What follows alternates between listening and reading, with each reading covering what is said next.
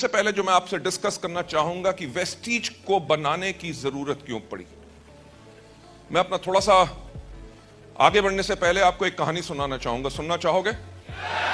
Thank you so much, आपने हां कह दिया, क्योंकि अगर आप ना भी कहते कहानी तो मैं तब भी सुनाता। देखो, डायरेक्ट सेलिंग का रूल ही यही है। बिजनेस करोगे, आदमी कहता नहीं, कह रहे नहीं करना, कोई बात नहीं, पहले सुन तो ले। हमारे प्रोडक्ट इस्तेमाल करोगे, they are of the finest quality in the world, they can really help you to rejuvenate your health. आप इस्तेमाल करना चाहोगे? नहीं, पर प्रोडक्ट के गुण तो सुन लो। Right, that is the rule. मैं जो अपने बारे में बताना चाहता था, जब मैं छोटा था तो मेरी मदर ने एक बार ही पूछा, जब मेरे चाचे का बेटा कहता था मैं पायलट बनूंगा, मेरे दोस्त कहते थे कि मैं आर्मी में जाऊंगा, कोई ना कोई अपने कैरियर का चुनाव कर चुका था। जब मेरी मदर ने मेरे से पहली बार पूछा, बेटा बड़े होके क्या करोगे, तो मैंने कहा बिजनेस। मेरी मदर काफी परेशान हुई। उन्होंने कहा देख, ऐसा है कि बेटा बिजनेस करना हमारे खून के अंदर नहीं है। बिजनेस करना मारवाड़ी हो गए, Gujarati definitely most successful people in the world, right. Baniya community होगी, दे आर द कम्युनिटीज जिनके अंदर खून के अंदर बिजनेस करना लिखा होता है। हमारे खून के अंदर है सर्विस। तुम्हारे फादर भी government of, my father was with government of India.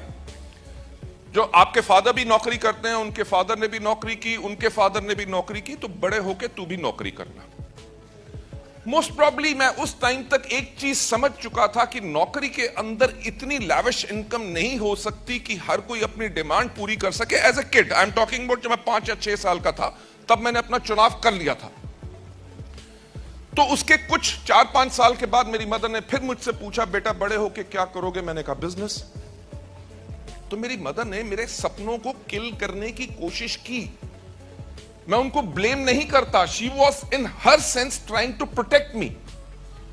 उन्होंने कहा देख बेटा, ऐसा है कि बिजनेस करने के लिए बहुत पैसा चाहिए होता है। तेरी 2 बड़ी बहनें हैं, उनकी भी शादी करनी है, तेरी एजुकेशन होगी, तेरे फादर रिटायर्ड होंगे, प्रोविडेंट फंड और ग्रेच्युटी से जो मिलेगा उससे एक हम अपना घर चलाएंगे और पेंशन से हम अपनी जिंदगी काटेंगे। तो बिजनेस के लिए तेरे को पैसा नहीं दे सकेंगे, तू करना क्या कि तू नौकरी करना। चलो, बात आई गई होगी।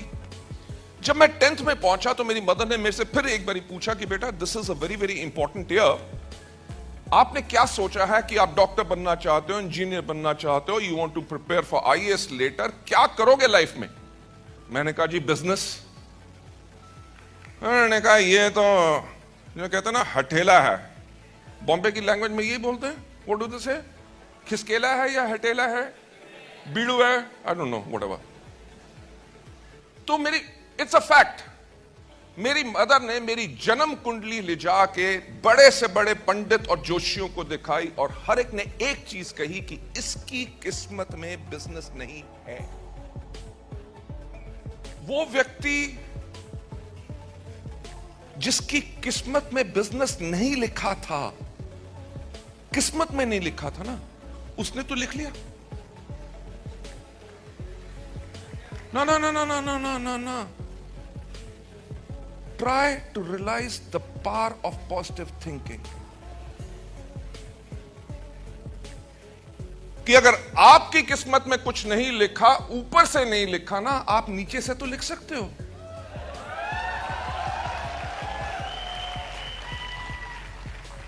आपकी किस्मत को किसी और के हाथों ने लिखा, तो आप अपने हाथ से उसको चेंज क्यों नहीं कर सकते? Ladies and gentlemen, I started my professional career after my post-graduation in sales and marketing. World की largest pharmaceutical company Pfizer के साथ मैंने लगभग 12 साल काम किया।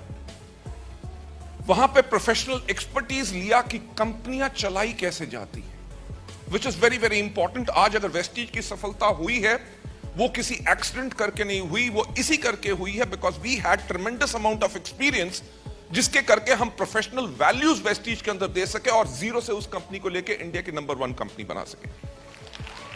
जब मैं फाइजर में था तो सबसे पहली चीज जो मेरे को बहुत पसंद आई और जिसके अंदर हमने वेस्टीज को भी उसी प्रकार से किया, उन्होंने एक बात मेरे को सीखी थी। उन्होंने कहा था कि कोई भी व्यक्ति कभी कंपनी से बड़ा नहीं हो सकता, राइट?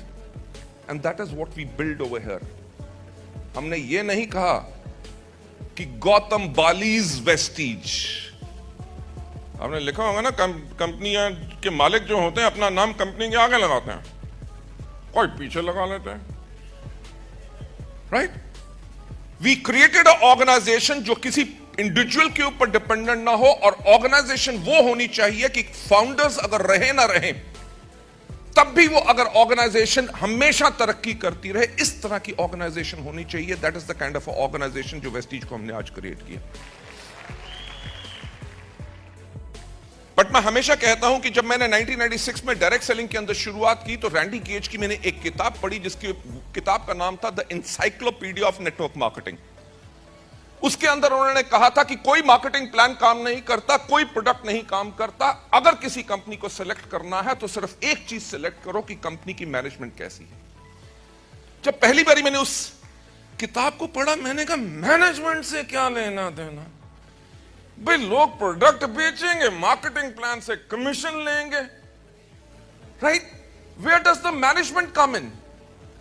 बट इतने 1996 से लेके अभी तक के एक्सपीरियंस के बाद पता चला कि yes, management plays a great role. क्योंकि मैंने बहुत कंपनियां देखी जहां पे कंपनी सफल हुई तो सफलता मैनेजमेंट के दिमाग पे नहीं चढ़ी, दिमाग के साथ साथ जुबान पे भी आ गई।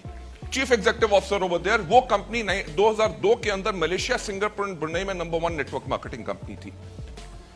एक्चुअली वहां पे जाके मैंने इस सिस्टम का पोटेंशियल देखा।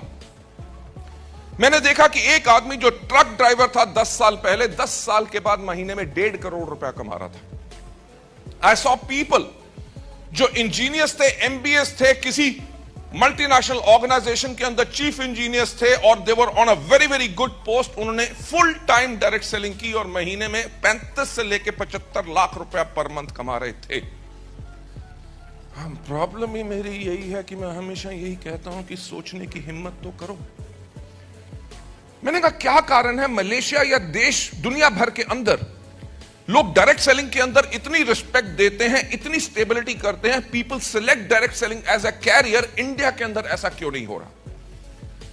अल्टीमेटली वी रियलाइज्ड कि कंपनीज खुलती हैं, कंपनी बंद होती हैं, वो बंद इसलिए होती हैं क्योंकि उनकी मैनेजमेंट के पास नंबर 1 एक्सपर्टीज नहीं होता, और दूसरा विजनरी नहीं होते, यानी कि दूर की दृष्टि नहीं होती कि आज जो हम काम कर रहे हैं, आज के 2 साल के बाद क्या प्रॉब्लम आ जाएगी। अगर वो फोर्स सी कर लेंगे तो मोस्ट प्रॉब्ली कंपनीज के अंदर कभी कोई प्रॉब्लम नहीं आएगी।